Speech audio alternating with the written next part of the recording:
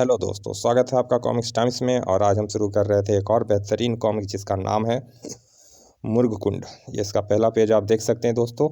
और अभी तक आपने हमारे चैनल को सब्सक्राइब नहीं किया दोस्तों तो प्लीज़ सब्सक्राइब कर दें, ताकि हम आपके लिए ऐसी अच्छी अच्छी कॉमिक्स लाते रहें और आप इंजॉय करते रहें। चलिए शुरू करते हैं बिना समय गंवाए। मुर्गकुंड। एक समय की बात है, विशालगढ़ के राजा विक्रम सिंह के राज्य पे पड़ोसी दुश्मन देश चंदनगढ़ के राजा ने अपनी शक्तिशाली सेना के साथ अचानक आक्रमण कर दिया।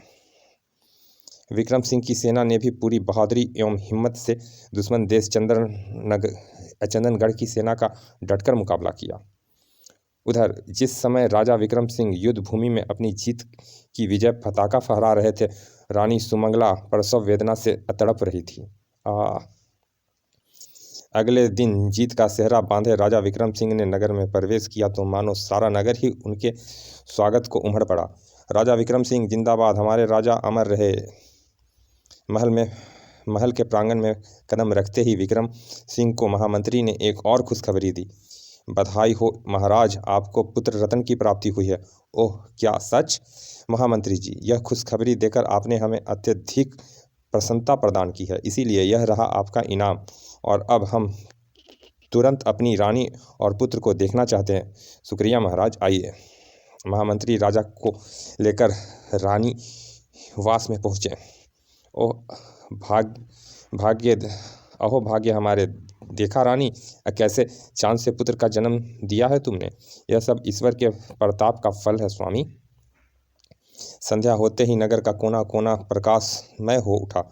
पूरे नगर को किसी दुल्हन की तरह सजाया संवारा गया था। राजा के निर्धन लोगों के लिए कोषागार के दरवाजे खोल दिए गए थे। विक्रम सिंह स्वयं अपने हाथों से हीरे मोती एवं स्वर्ण मुद्राओं से लोगों की झोलियां भर रहे थे। राज्य के सभी लोगों के लिए दावत का प्रबंध किया गया था। वाह, अति स्वादिष्ट। राजा विक्रम सिंह की जय जयकार के नारों से राज्य की जनता ने आसमान गूंजा दिया। राजा विक्रम सिंह की जय हो। राजकुमार ऋतुध्वज जिंदाबाद जिंदाबाद, रानी सुमंगला जिंदाबाद। राजकुमार का नाम ऋतुध्वज रखा गया था। विक्रम सिंह तथा सुमंगला की खुशी का तो मानो कोई ठिकाना ही नहीं था। तभी राज ज्योतिष शंकरानंद ने वहां प्रवेश किया। आइए गुरुदेव, मैं बहुत बेचैनी के साथ आपके आने का इंतजार कर रहा था। आशा है आप राजकुमार की जन्म कुंडली बना लाए होंगे। सारी जनता भी राजकुमार का भविष्य जानने के लिए व्याकुल है। शीघ्र बताइए, क्या लिखा है राजकुमार की जन्म कुंडली में? इतना विरक्ता उचित नहीं है पराक्रमी राजन। राज्य की सारी जनता के सामने राजकुमार के भविष्य के बारे में बताना ठीक ना होगा। यह आप क्या करें गुरुदेव? राज्य की जनता के सम्मुख बताना उचित ना होगा? क्यों? मुझे अफसोस है राजन, पर बात ही कुछ ऐसी है। तुम मेरे साथ आओ राजन। ना जाने क्या ज्योतिष महाराज से क्या बात बताना चाहते थे। ईश्वर करे सब ठीक हो। भगवान हमारे राजकुमार को दीर्घायु दे। एक दूसरे के पीछे पीछे चलते हुए एक कक्ष में पहुँचे। आखिर बात क्या है आपकी? चुप्पी मेरे मन में संदेह को जन्म दे रही है गुरुदेव। सुनना ही चाहते हो राजन तो सुनो। राजकुमार ऋतुध्वज की जन्म कुंडली के अनुसार उसकी उम्र 20 से ऊपर ना होगी। नहीं, ऐसा नहीं हो सकता। यह आप क्या कह रहे हैं गुरुदेव? कहीं आपसे जन्म कुंडली देखने में भूल तो नहीं हो गई? तुम मेरे साथ आओ राजन। जो कुछ मैं कहना चाहता हूँ उसे सुनने के लिए पत्थर का कलेजा होना चाहिए। महारानी मेरी बात बर्दाश्त नहीं कर सकेगी। राजन, जो मैं कहता हूँ उसे ध्यानपूर्वक सुनो और उसी पर अमल करो। इसी में ही राज्य की भलाई है।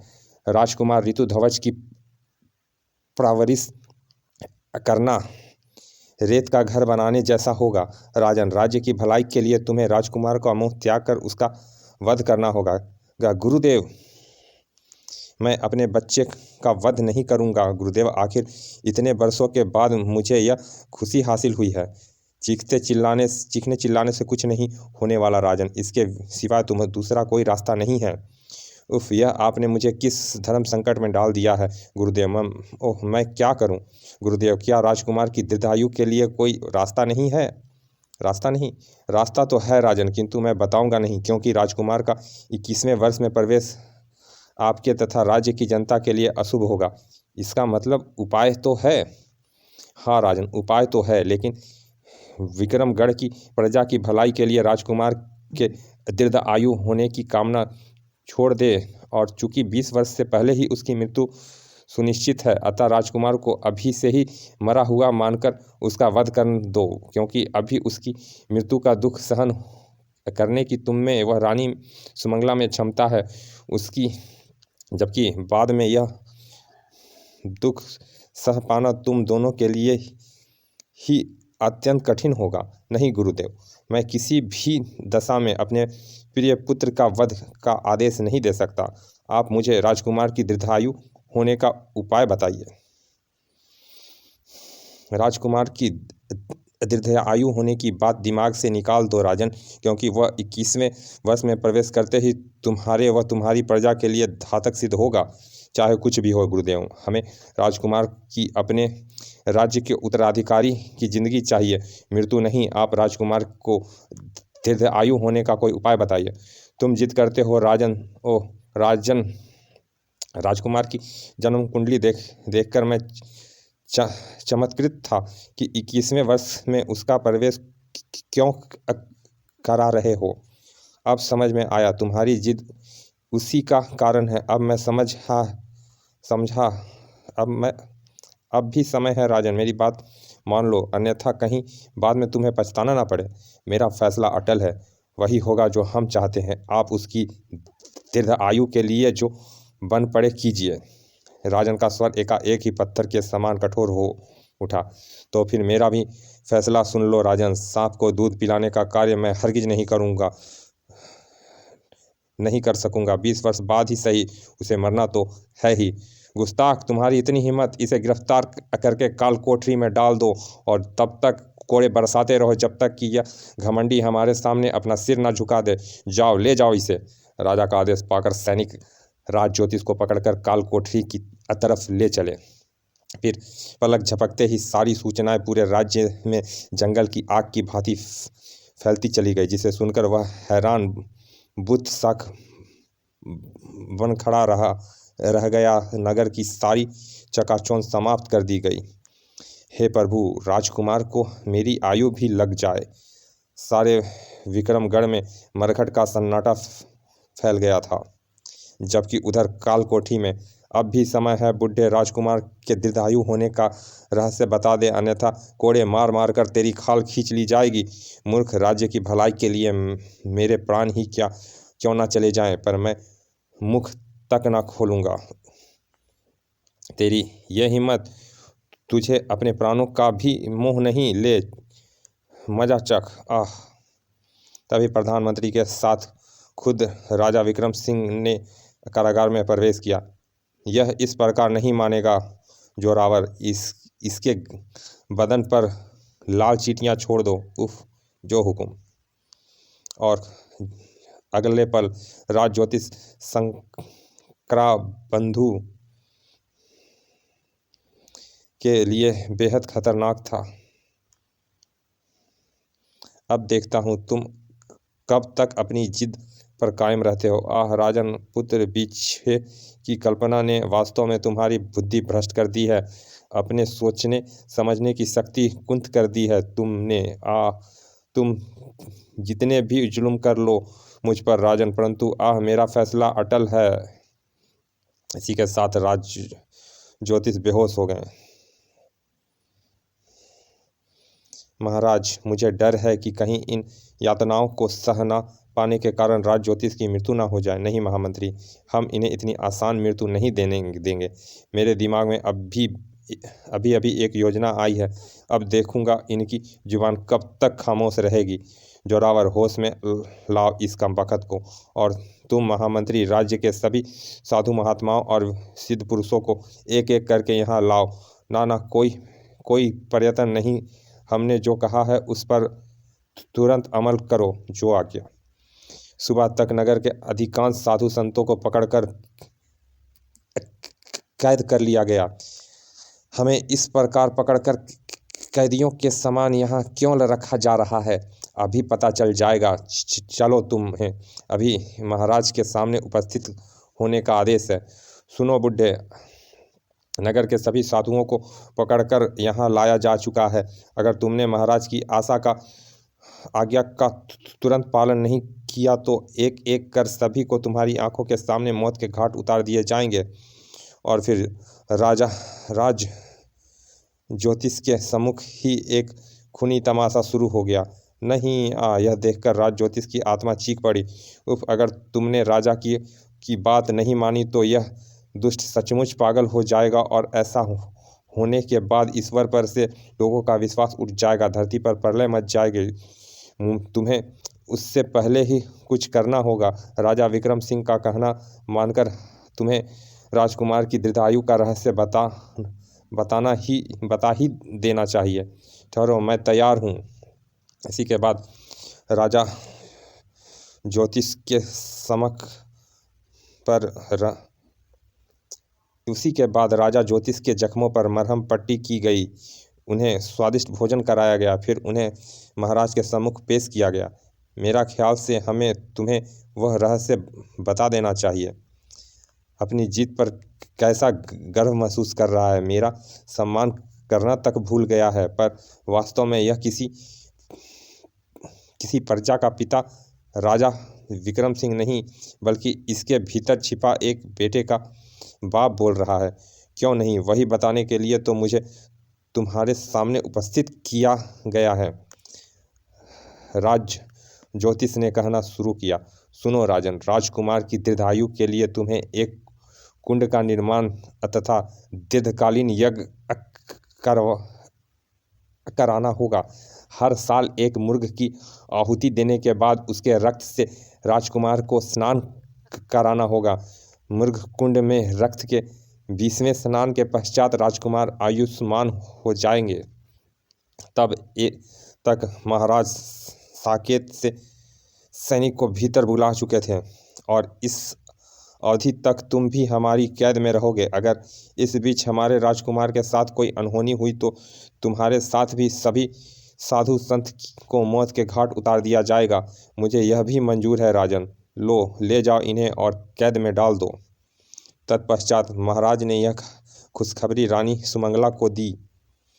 क्या सच? ओह महाराज, आप नहीं जानते कि आपने यह खुशखबरी देकर मुझे भी दूसरा जन्म दिया है।